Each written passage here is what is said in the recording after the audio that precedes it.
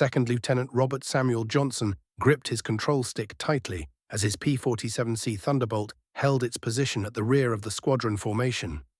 28,000 feet below, the world had shrunk to a distant patchwork of fields and forests. The 56th Fighter Group had crossed the English Channel not long before.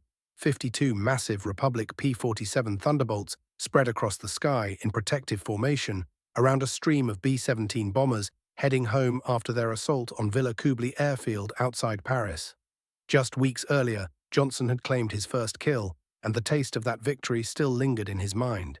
At 23 years old, Johnson was still learning the brutal, unforgiving lessons of air warfare above occupied Europe. Born and raised in Lawton, Oklahoma, the son of a mechanic, he'd grown up with nothing during the Depression years.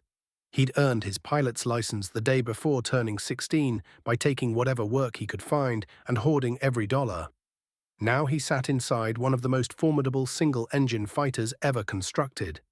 7 tons of metal and mechanical muscle powered by 18 cylinders of pure American engineering. The enormous Pratt & Whitney R2800 radial engine mounted in front of him churned out 2,000 horsepower, spinning a 13-foot propeller that could drive the Thunderbolt through the air faster than 400 miles per hour. In an instant, that arithmetic changed.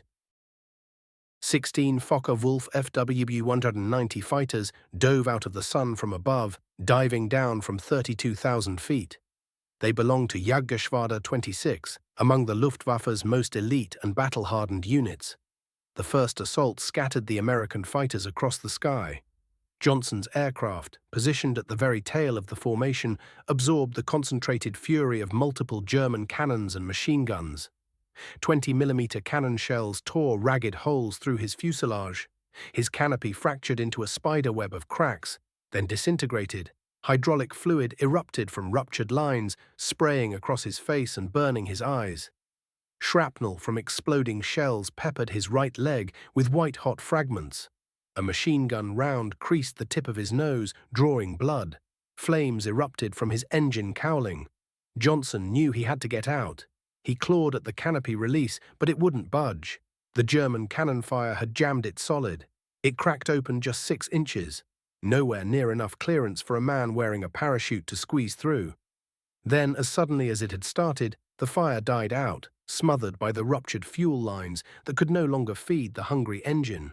But Johnson couldn't see. His eyes had swollen nearly shut from the hydraulic fluid that had burned them. He was fighting to keep control of an aircraft that had taken at least 21 direct hits from 20mm cannon rounds, along with more than 200 strikes from machine gun fire. Any other fighter would have come apart in the sky. Most pilots in his position would have been dead already. Johnson and his Thunderbolt stayed airborne. This single moment would become part of a larger truth that German fighter pilots would come to understand in the months ahead, a revelation about American engineering that would reshape their entire understanding of air combat. The Luftwaffe had been built on a philosophy of aircraft design that worshipped speed and agility, that treated every ounce of weight as an enemy to be defeated, that optimized every component for performance and elegance. The Americans, it seemed, had pursued something altogether different. They had constructed a flying fortress. And within that difference lay a fundamental shift in fighter design that would echo through aviation for generations. The German aces, the finest fighter pilots alive, men whose kill counts numbered in the hundreds, were about to receive an education in humility. Raw skill and overwhelming firepower counted for nothing against an enemy that simply refused to be shot down. The P-47 Thunderbolt represents more than just an aircraft in this story. It embodies the collision of 2 completely different engineering philosophies, 2 distinct ways of thinking about survival in combat, 2 separate approaches to the very nature of warfare. And it all begins with the question that haunted German pilots after each encounter with this massive American machine. Why will it not fall from the sky? The Republic P-47 Thunderbolt became operational with the United States Army Air Forces in November 1942. On the surface, it seemed to defy every established principle of fighter design that had emerged during the first 3 years of war. The P-47D variant, which became the standard combat model, weighed 17,500 pounds at maximum takeoff weight making it the heaviest single-engine fighter of the entire conflict. Place it beside a Supermarine Spitfire, and it outweighed it by nearly 8,000 pounds. The Messerschmitt Bf-109G tipped the scales at only 7,500 pounds. The FW-190A came in around 10,800 pounds. The American fighter weighed nearly as much as two of Germany's finest machines combined. German military intelligence officers, studying photographs and field reports from early encounters, dismissed the P-47 as a fundamental miscalculation, a transitional design that would soon be replaced by something more sensible. They could not have been more mistaken. The Thunderbolt bore the fingerprints of Alexander Kartveli, a Georgian-born engineer who had emigrated to America in 1927 and found his way to Republic Aviation Company, the successor to Seversky Aircraft. His design philosophy diverged sharply from the European tradition. While European engineers obsessed over shedding weight and streamlining every component, Kartveli built with a different priority: survivability above everything else. The P-47's airframe possessed structural strength that had never been seen before. The main wing spar consisted of a single piece of forged aluminum, 4 inches thick at its center, gradually tapering to 2 inches at the wing tips. This spar could withstand 12 G loads without failure, 3 times the force that would snap a Messerschmitt Bf-109 apart. The fuselage wrapped around the massive Pratt & Whitney R2800 double wasp radial engine, but surrounding the pilot lay defensive systems that would prove revolutionary. Between the engine and the cockpit sat the turbocharger apparatus, oil coolers, intercoolers, and most importantly, numerous fuel tanks whose capacity varied depending on the model. Early P-47B and C variants carried 305 gallons internally. The bubble canopy P-47D25 through D40 models, which became the most common in combat, held 370 gallons. The late-war P-47N variants built for Pacific operations carried an extraordinary 556 gallons. Every single gallon sat in self-sealing tanks, a technology that would prove absolutely critical. Self-sealing fuel tanks were not entirely new.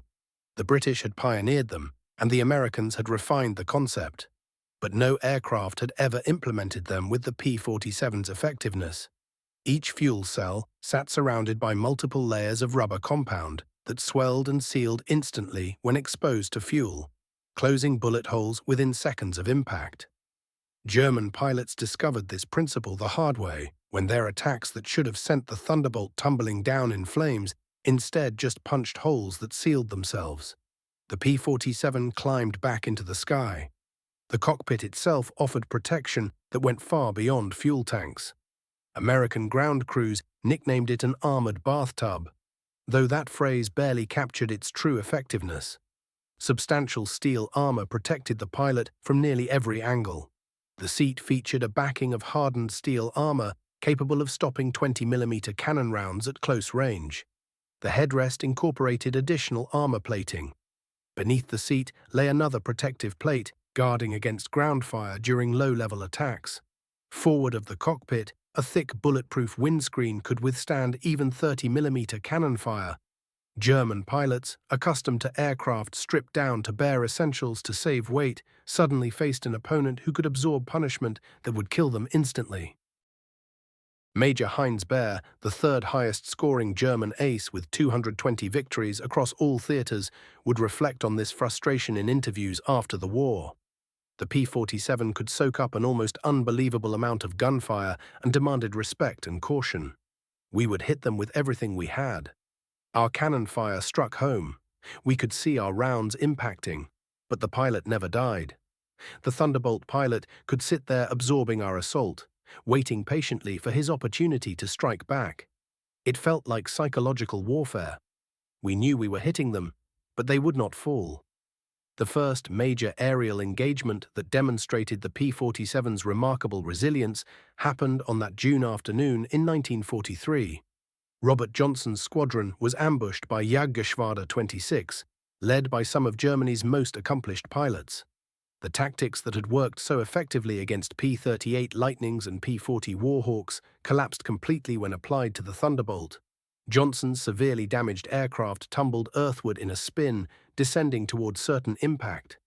Through sheer determination, fighting controls that barely responded, half blinded by the searing pain of hydraulic fluid in his eyes, Johnson managed to roll the wings level and haul the nose up. He pointed toward the northwest and home, nursing the wounded fighter forward at minimal power, unable to see clearly through his shattered canopy and streaming eyes. Then a single FW-190 appeared behind him. The German pilot, likely Major Egon Meyer of JG-2, one of the Luftwaffe's most formidable bomber-destroyers with more than 100 confirmed kills, positioned himself to deliver the finishing blow to the struggling American. Meyer had exhausted his 20mm ammunition, earlier destroying B-17s, but his 7.92mm machine guns remained loaded and ready. He pressed in repeatedly, each pass raking Johnson's Thunderbolt with accurate bursts. Johnson could only slow his aircraft to barely above stall speed and waver it left and right, presenting a moving target. Between passes he fired back blindly, but his impaired vision and damaged controls prevented him from landing solid rounds. Meyer attacked again and again, bullets found their mark each time the P-47 continued flying. After the third assault, Meyer appeared to have exhausted his ammunition supply. According to Johnson's account, confirmed by his wingman who arrived moments after, Meyer pulled alongside the mangled Thunderbolt, close enough for both pilots to see each other clearly. The German pilot stared at the shattered American fighter still somehow maintaining flight, then dipped his wing in formal salute and turned back toward France. Johnson flew onward alone. He descended toward RAF Manston in Kent, barely able to discern the runway through his swollen eyes and the oil-blackened windscreen. Somehow his landing gear still functioned despite the punishment. He touched down and rolled to a stop. Ground crews stood in silent disbelief as they tallied the damage. 21 direct hits from 20mm cannon fire, more than 200 machine gun rounds. The tail section hung in tatters. The canopy had vanished. Control wires lay severed. Hydraulic plumbing was destroyed. The aircraft would never fly again and was torn apart for components. Yet Johnson emerged relatively unscathed. He would climb back into a fighter cockpit 5 days later.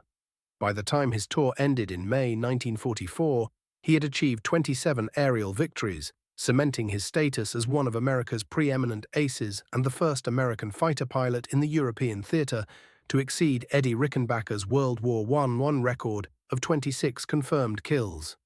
Johnson's survival mattered for reasons extending far beyond one man's fortunate escape.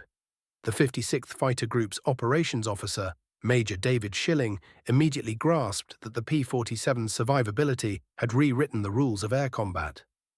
Throughout the summer of 1943, reports filed by 56th Fighter Group leadership, now preserved in Air Force Historical Research Agency archives, documented a tactical revolution unfolding in real time. American pilots could absorb devastation that would destroy any competing fighter. This reality enabled aggressive tactics that would have been suicidal in lighter aircraft. P-47 pilots could extend their attacks longer, press home difficult deflection shots requiring them to fly through enemy fire, and most crucially maintain combat engagement, protecting bombers rather than breaking away to avoid damage. The Thunderbolt did not simply survive attacks. It transformed how American pilots could fight. German fighter commanders confronted an immediate tactical crisis. Their entire doctrine rested on energy fighting, exploiting speed and altitude to execute slashing passes, then disengaging before their enemies could respond. The P-47 shattered this approach. The Thunderbolt absorbed the initial assault, then pursued its attacker. In prolonged engagement, the P-47's overwhelming advantages became apparent. 8 Browning M2.50 caliber machine guns, though individually less powerful than German 20mm or 30mm cannons, fired at a combined rate of 1,200 rounds per minute. Crucially, the American machine guns proved extraordinarily dependable, continuing to fire through extended combat when German cannons frequently jammed, leaving pilots defenseless at critical moments. By summer 1943, German tactical orders began reflecting this new reality. Captured documents from after the war revealed the Luftwaffe's mounting alarm. Fighter wings circulated new instructions, emphasizing the critical importance of achieving victory on the initial attack pass. Pilots received explicit warnings against assuming visible impact meant destruction, against interpreting fire or smoke as evidence of imminent loss, and against remaining locked in combat with damaged thunderbolts that remained fully dangerous. These directives represented a stark admission. The Luftwaffe's finest pilots, commanding aircraft they considered superior, were receiving orders to disengage from prolonged fighting with American fighters. The effect on German morale ran deep. The summer and fall of 1943 marked the escalation of the strategic bombing offensive into its most intense phase. American B-17 and B-24 bombers penetrated deep into German territory, striking aircraft manufacturing plants, petroleum refineries, and ball-bearing facilities. The growing P-47 fighter groups, expanding to multiple complete formations with more still being organized, provided escort. German fighter wings, desperate to stop the bombing campaign, committed everything to the intercept. The consequences proved devastating for the Luftwaffe, not primarily through aircraft losses, but through the destruction of pilot confidence and tactical cohesion. Attacking bomber formations meant pushing through walls of defensive fire from both the bombers themselves and the fighter escorts. The B-17's defensive guns could damage approaching fighters, but rarely destroyed them outright. The P-47's guns destroyed whatever they struck. Yet more psychologically damaging was witnessing American fighters remain airborne despite destruction that should have sent them tumbling from the sky. Major Gunter Rahl, the fourth highest scoring ace in history with 275 confirmed victories, conducted most of his combat flying on the Eastern Front, where he achieved spectacular success. He flew a single mission against American bombers in the West during August 1943. He never volunteered for another. When he reflected on his combat experience in post-war interviews, one pilot kept returning to a fundamental truth about air warfare. On the Eastern Front, Russian fighters fell when you hit them properly. The LeGG-3, the Yak-1, even their newer variants, they simply weren't built like Western aircraft. They crumpled under concentrated fire, but the West was different. He'd attacked a Thunderbolt from a perfect firing position, the kind every fighter pilot dreams about. He was close enough, had plenty of time, and opened up with everything his guns could deliver. He watched pieces tear away from the fuselage, saw rounds punch through the wings, watched the tail section light up with strikes. And the American pilot? He just kept flying. Then he turned the tables, nearly sending the German pilot down in flames. That encounter crystallized something in his mind. He asked his commander for reassignment to the Eastern Front, where the odds at least made mathematical sense. This perspective spread through the Luftwaffe pilot corps as 1943 wore on. The Eastern Front was statistically more dangerous in raw numbers, but something about it felt less hopeless. You could kill Russian fighters. They stayed dead. American Thunderbolts, by contrast, seemed to operate by different rules entirely. They simply wouldn't die. The numbers told a striking story. During 1943, the P-47 suffered only 0.7% combat loss per sortie, compared to 1.2% for Spitfires and 1.4% for P-38 Lightnings. But those figures barely scratched the surface. Here was the truly sobering reality. Over 90% of P-47s that limped back to base with battle damage were repaired and flying again within a week. The aircraft could absorb punishment that would have been fatal to anything else, get patched up, and return to operations the next day. This survivability wasn't accidental. As German intelligence gathered information on captured Thunderbolts, the engineering philosophy behind it became clear. Several P-47s had been shipped to the Rechlin testing facility in Germany, where Luftwaffe engineers tore them apart, examining every rivet and weld. Their technical reports, uncovered in German archives after the war, revealed something between grudging admiration and genuine frustration. The Germans noted immediately that the P-47 used materials and construction methods that prioritized durability over minimum weight. Where German fighters employed thin aluminum stampings riveted together with as few fasteners as possible to save ounces, the Thunderbolt used thicker gauge aluminum with substantially more robust fastening systems. German design philosophy favored single-load paths for efficiency. The P-47 featured redundant structures. If one spar was damaged, a backup could carry the load. If one control cable severed, backup cables existed. The aircraft had been designed with the explicit assumption that it would take combat damage and still needed to bring the pilot home. One German technical report from late 1943 captured this philosophical divide with brutal honesty. The American design is inefficient by our standards. They use substantially more material than structurally necessary. They accept significant weight penalties for redundant systems. They sacrifice maneuverability for protection. Yet in operational terms, their philosophy proves devastatingly effective. Their pilots survive to fly again. Our pilots, in our lighter, more maneuverable fighters, die in greater numbers. The Americans have solved a fundamentally different problem than we have. We built fighters to win dogfights. They built fighters to win wars. That observation cut deeper than any critique. German engineering excellence had produced remarkable aircraft. The Bf-109 was faster than the P-47 at most altitudes below 25,000 feet. The FW-190 could outturn it. The Me-262 jet, entering service in 1944, was faster than anything the Allies possessed. But superior performance meant nothing if the pilot didn't live to use it. The P-47's designers had grasped something fundamental. Fighter combat ultimately came down to pilot survival. An experienced pilot in a less maneuverable but more survivable aircraft would defeat a novice in a high-performance machine every time. More critically, survivable aircraft produced experienced pilots, men who lived long enough to develop genuine combat skills.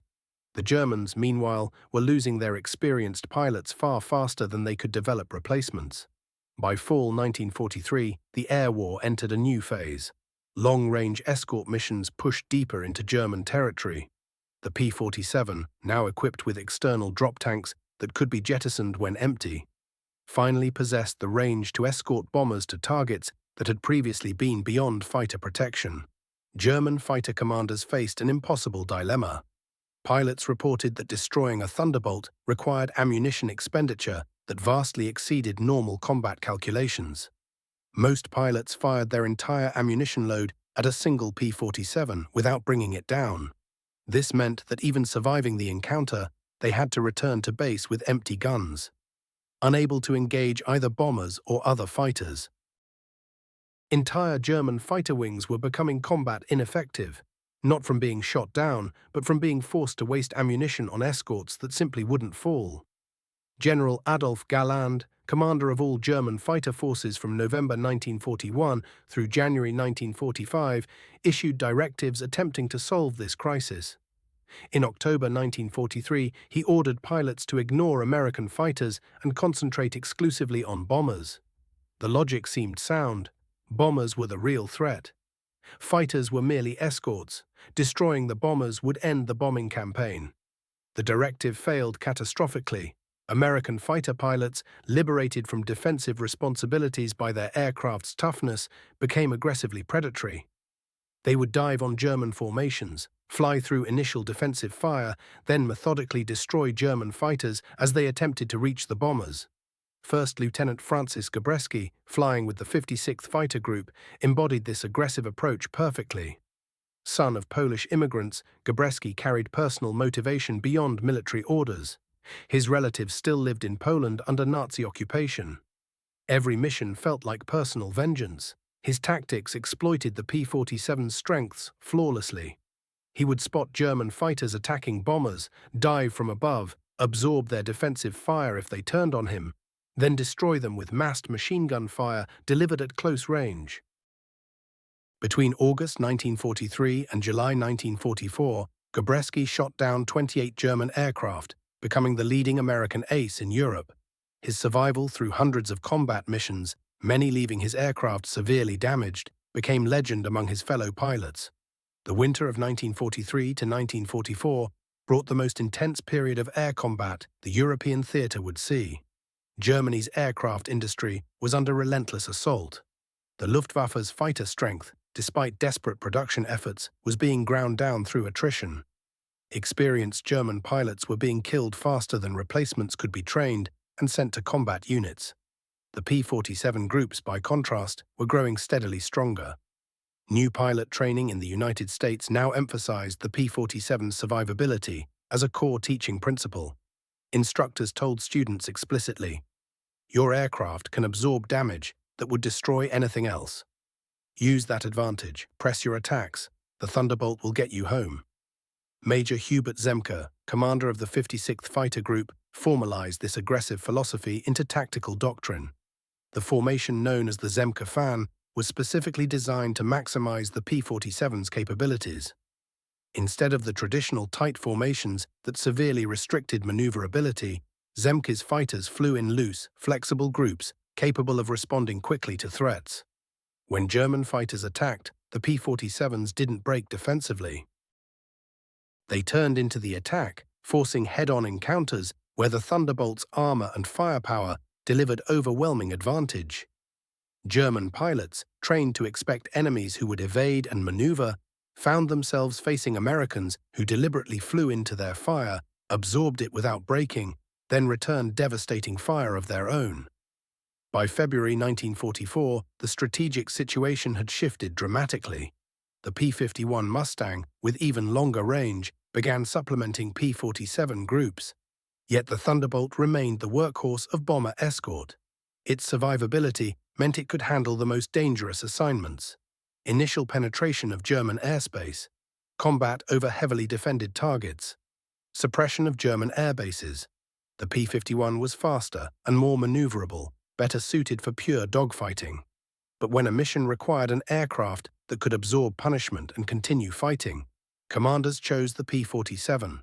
Spring 1944 brought Operation Argument, the Big Week campaign designed to systematically destroy German fighter production. Between February 20th and 25th, combined American and British forces launched the most intensive air campaign yet attempted. The 8th Air Force in England and the 15th Air Force in Italy flew approximately 3,800 heavy bomber sorties, while RAF Bomber Command added over 2,800 night sorties. Roughly 10,000 tons of bombs struck German aircraft factories. The P-47 groups bore the primary burden of daylight fighter escort duties. Over 500 German fighters were destroyed during those 6 days.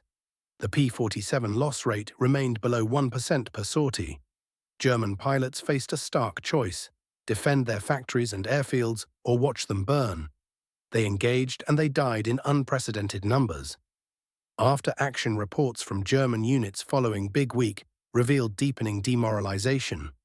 Pilots described hitting Thunderbolts repeatedly, only to watch them continue flying. Some German pilots began requesting transfers to other theaters of operation. Others developed mechanical problems that kept them grounded. The Luftwaffe's personnel office investigated and discovered widespread reluctance to fly against American forces, specifically citing repeated encounters with P-47s. Summer 1944 introduced the P-47 to a new role: ground attack. The Thunderbolt's ability to absorb damage made it ideal for low-altitude strikes on German positions. Unlike other fighters vulnerable to ground fire, the P-47 could fly through intense anti-aircraft fire, deliver its payload, and return home with battle damage that would have destroyed lighter aircraft. Throughout June and July 1944, P-47 groups flew thousands of ground attack sorties, supporting the Allied advance from Normandy. German ground forces came to fear the distinctive sound of the P-47's radial engine. They called it the Jabo, short for Jagbomber, fighter bomber, but the term carried dread rather than mere description. Second Lieutenant Robert Harmon, flying with the 360th Fighter Group, was attacking German positions near Saint-Lô on July 25th, when multiple 37mm anti-aircraft shells found his aircraft. One shell destroyed his right wing tip, tearing away several feet of structure. Another penetrated his engine, destroying 2 cylinders and briefly igniting a fire. A third struck his tail section, severing the elevator control cables. Harmon managed to extinguish the fire through engine shutdown and restart procedures. He regained partial control using trim tabs alone, compensating for the severed cables. he flew his crippled aircraft 150 miles back to his base in England, on an engine running on just 16 of its 18 cylinders. The aircraft was deemed beyond repair and stripped for spare parts, but Harmon walked away without serious injury. He would fly 89 additional combat missions before the war ended. Ground crews developed dark humor about the punishment their aircraft routinely absorbed. They joked that the P-47 needed exactly three things to keep flying: an engine running on at least half its cylinders, at least one aileron still working, and a pilot brave enough to fly it. The jokes reflected a deeper truth. The aircraft's toughness had become so expected that anything short of catastrophic damage was considered routine maintenance. German anti-aircraft crews equipped with 20mm, 37mm, and 88mm guns discovered that bringing down a P-47 required vastly more hits than any other Allied aircraft. Standard doctrine assumed 2 or 3 20mm hits would destroy a fighter. Against the Thunderbolt, crews reported needing 10 or more direct hits, and even then the aircraft frequently made it back to Allied territory. The P-47's radial engine was particularly resistant to destruction. Unlike inline engines where a single cooling system hit caused rapid failure, the radial could lose entire cylinders and keep running.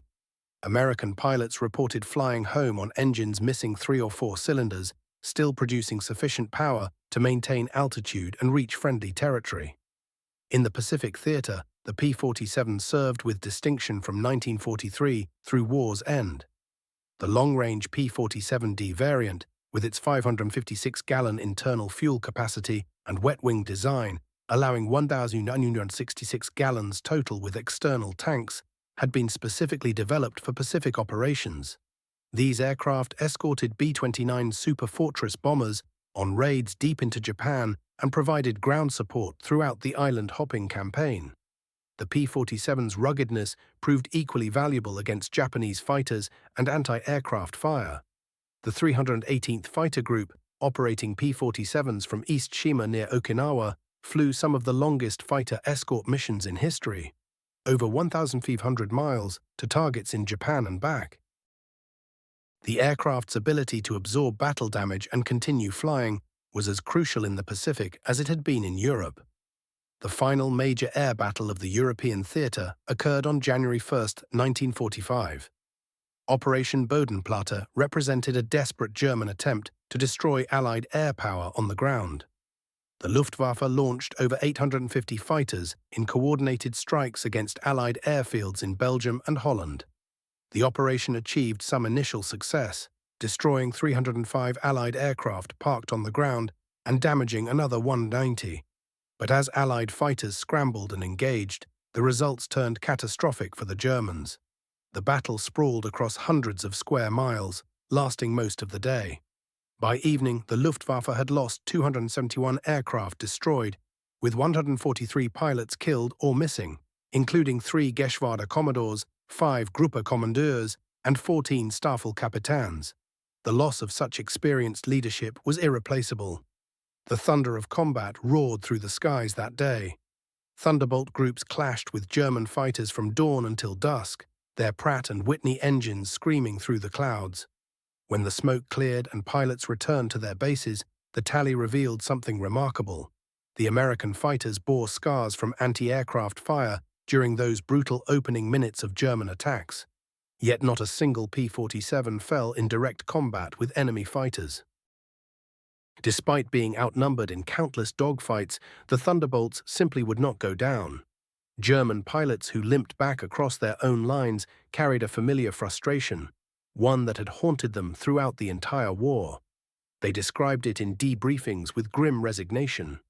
You could see your rounds striking home.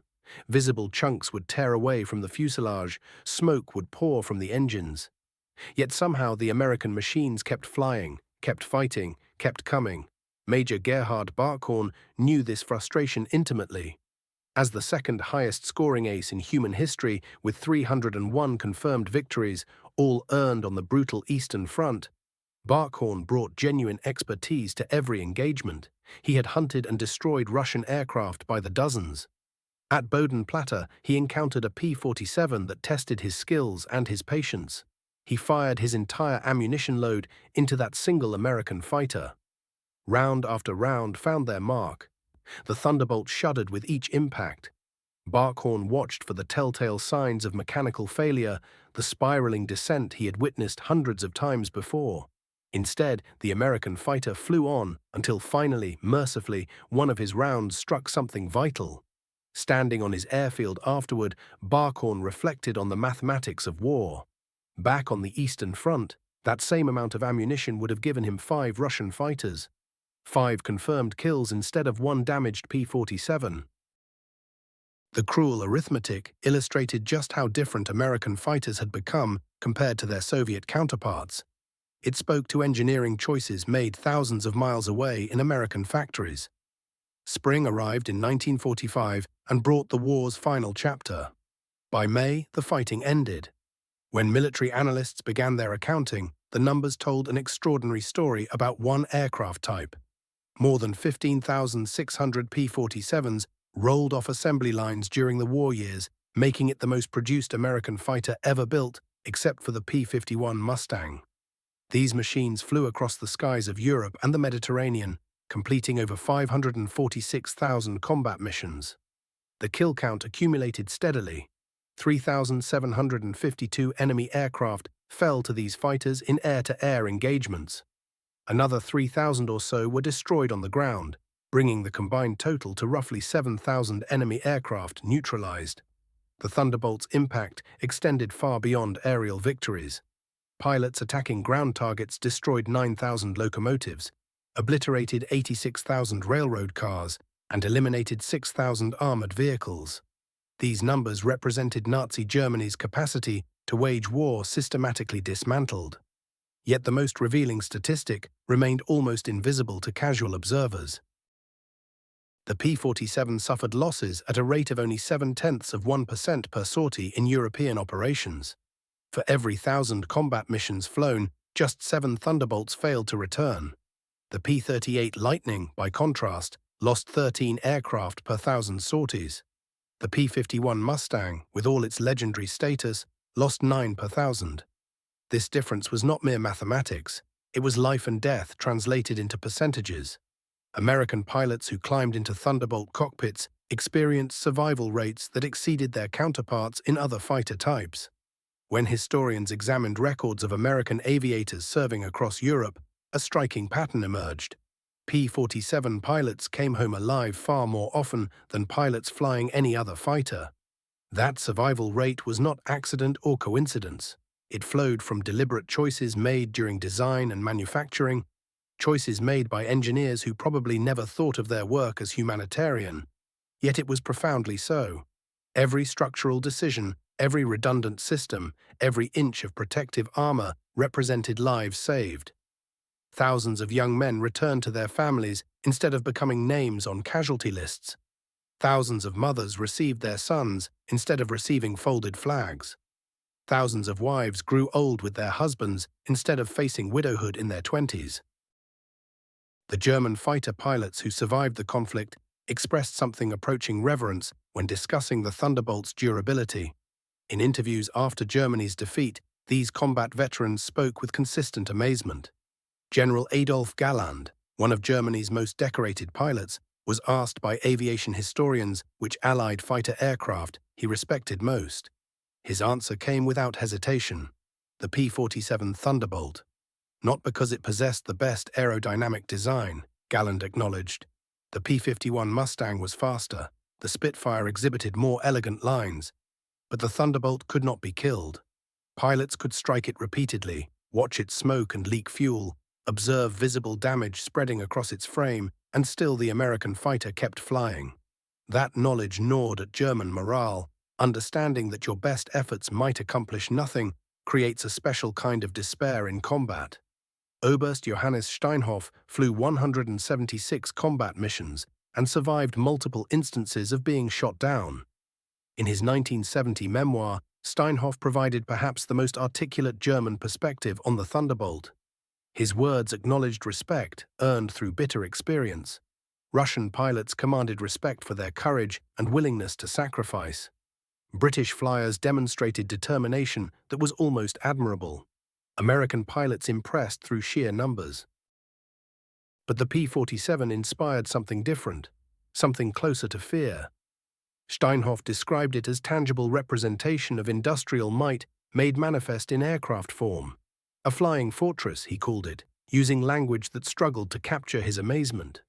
Overbuilt, excessive, defiant in its approach to fighter aircraft design, German factories produced machines optimized for grace and efficiency and lethality. American factories produced armored boxes that refused to fall from the sky. In the end, his flying fortresses defeated their thoroughbreds because wars are decided by survivors, not by the memory of fallen heroes. After the war concluded, military analysts from the Strategic Bombing Survey examined thousands of combat reports. They studied damage assessments and studied aircraft recovery records recovered from battlefields. The data revealed what German pilots had known through painful experience. The P-47 demanded far more ammunition to destroy than any other Allied fighter type. German pilots expended greater quantities of ammunition destroying Thunderbolts than they did destroying any other American fighter. That mathematical reality created a lethal trap for German pilots. Their aircraft carried limited ammunition stores, typically 200 rounds for each 20mm cannon and 1,000 rounds for machine guns.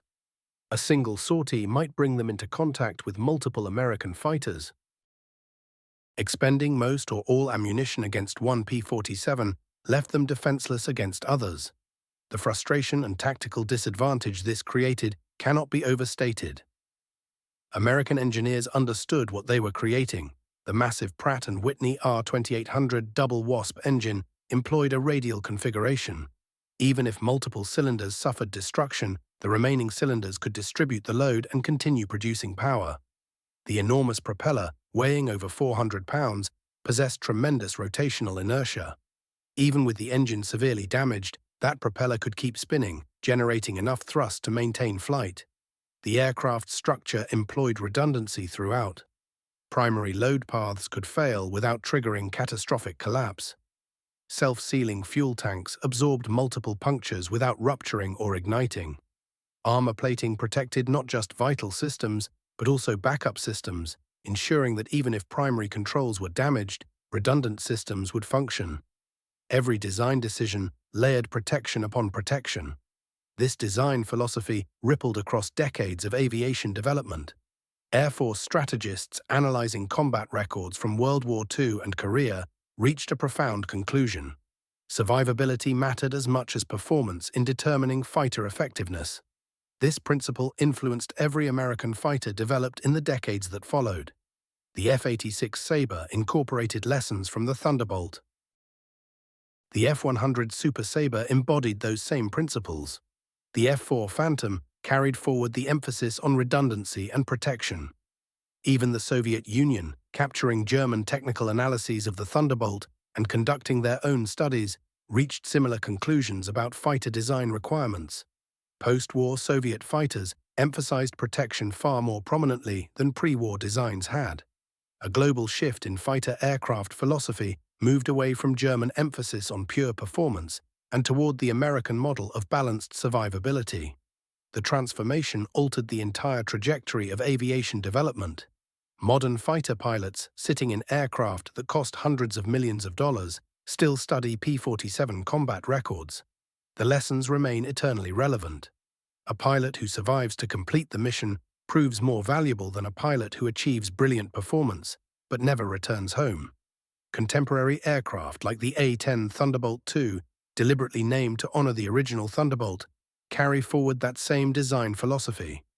The aircraft's titanium bathtub protecting the pilot, its redundant control systems, its demonstrated ability to fly with enormous sections destroyed, all traced directly back to Alexander Kartvel's original design vision for the Thunderbolt.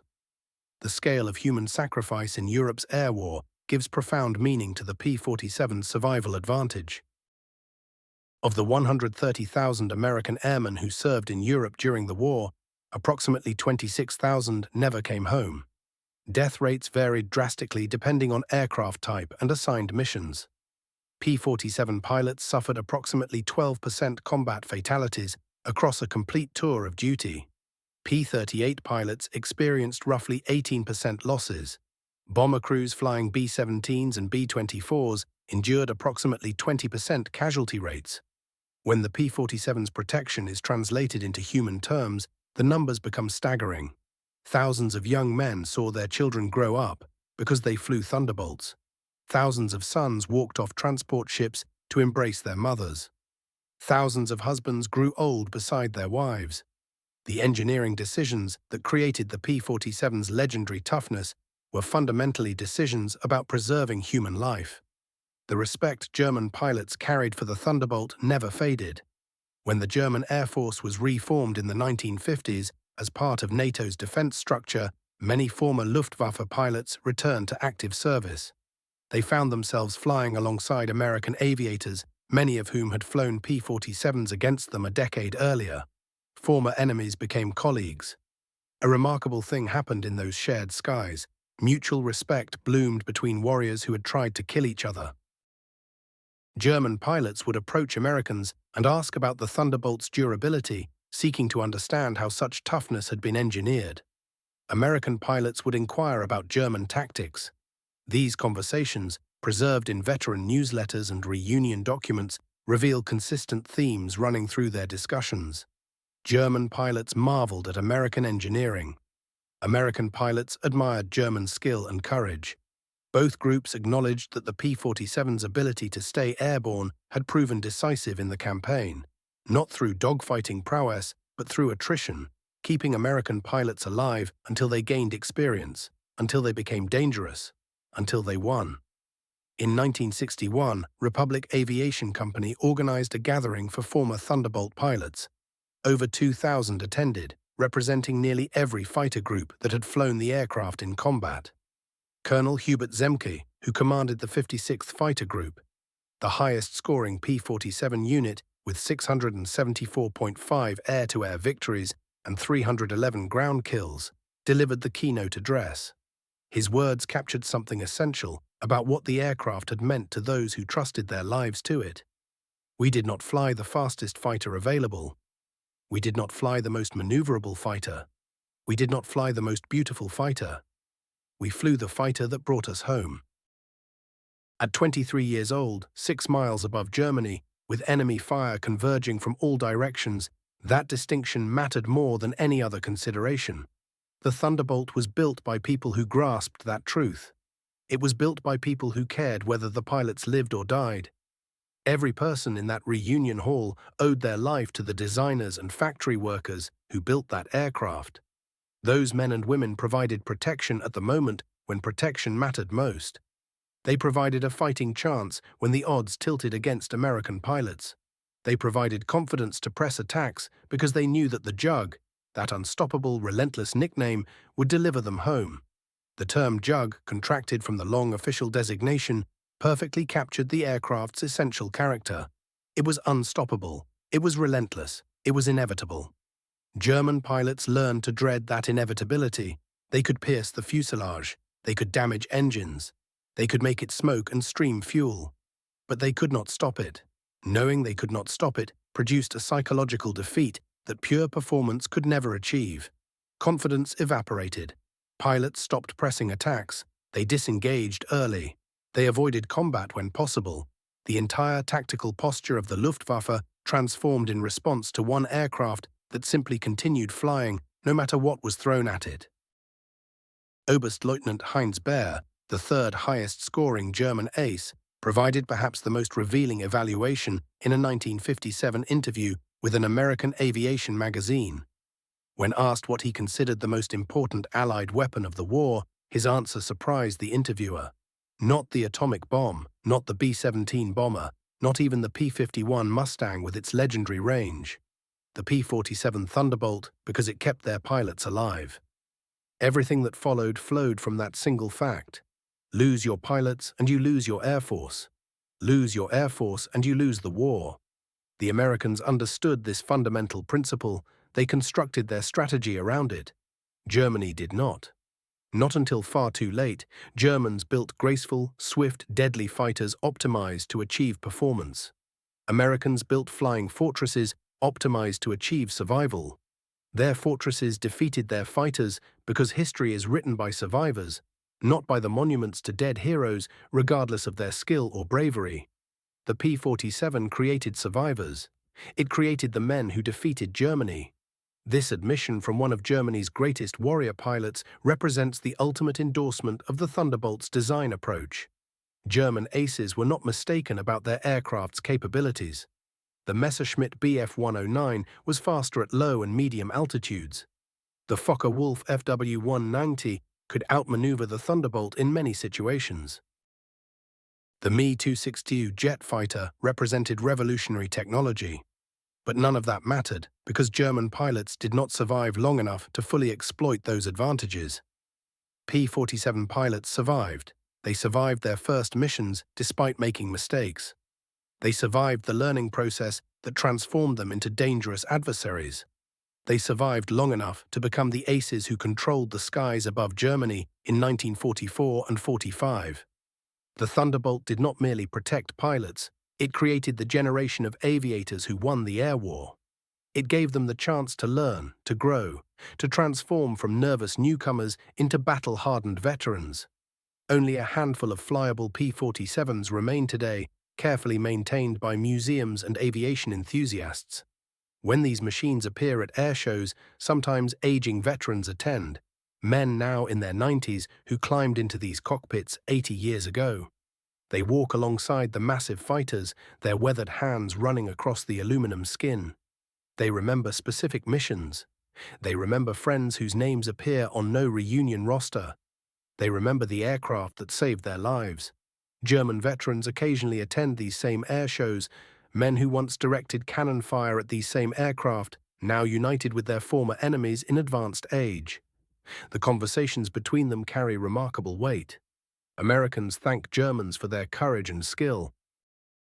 Germans acknowledge American treatment of prisoners and express their own gratitude for being able to age among friends instead of dying in youth. Both groups acknowledge the aircraft standing between them, the flying fortress that proved tough enough to absorb everything the Luftwaffe could unleash and still carried its pilots home. That legacy persists in every contemporary fighter aircraft that prioritizes pilot survival. It lives in every design that values protection alongside performance. The P-47 demonstrated a fundamental truth about air warfare. The best fighter is not the one that wins dogfights through superior performance. The best fighter is the one that wins wars by keeping pilots alive. German aces discovered this truth through bitter combat experience, watching cannon fire disappear into American fuselages while those aircraft continued flying, observing their tactical advantages dissolve against an enemy that would not be vanquished. In the end, the Thunderbolt's greatest weapon was not its 8 machine guns. It was not its speed or its structural strength. It was its absolute refusal to quit. It was a fighter that embodied the spirit of the nation that built it, a machine that reflected the determination that won the war. German aces pumped countless rounds through its hull, and it kept flying. That simple fact decided the outcome of the air war over Europe. The P-47 Thunderbolt was not the fastest fighter, not the most maneuverable, not the longest ranged, but it was the toughest, and in the brutal mathematics of aerial combat, toughness was the quality that determined victory. German aces admitted this reality, even as it cost them the war. Their admission stands forever as testimony to American engineering, to Alexander Kartvel's vision, and to the flying fortress that refused to fall from the sky.